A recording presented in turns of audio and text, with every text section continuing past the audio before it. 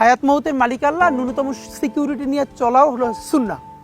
কিন্তু আমাদের লড়াইটা হলো, আমার মা স্বাভাবিকভাবেই কান্নাকাটি করেন, আমার পরিবার সবাই। তো আমি আমার মাকে বলেছি যে দেখো, মানে আমরা যে লড়াই নেমেছি, আমার একটা মনে হয় কি, কোনো রাজনীতিবিদের না বাসায় মৃত্যুটা হইতে পারে না, এটা কোনো ভালো মৃত্যু না।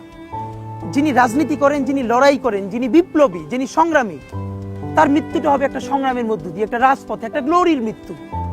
আমি তো ভীষণভাবে প্রত্যাশা করি, আমি ছোটবেলা থেকে এই স্বপ্নটা দেখি, অনেক জায়গায় বলেছি, যে একটা তুমুল মিছিল হচ্ছে অন্যায়ের বিরুদ্ধে, সেই মিছিলের সামনে আমি আছি, কোনো একটা বুলেট এসে আমার বুকটা হয়তো বিদ্ধ করে দিয়েছে, এবং সেই মিছিলে আমি হাসতে হাসতে আমি শহীদ হয়ে গেছি।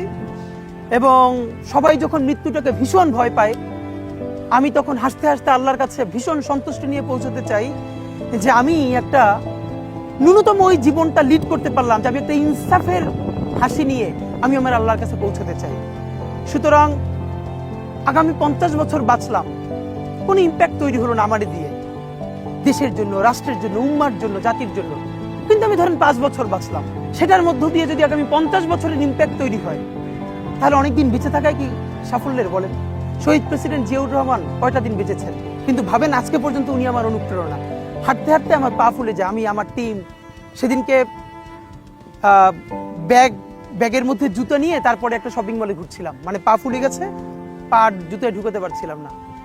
তো জিয়াউর রহমানের একটা ওনার গল্প মনে পড়ছিল, যিনি মাইলকে মাইল যখন হাঁটতেন, ওনার সাথে স্টাফদের পা ফুলে যেত, কিন্তু ওনার তো আর্মি ট্রেনিং আছে।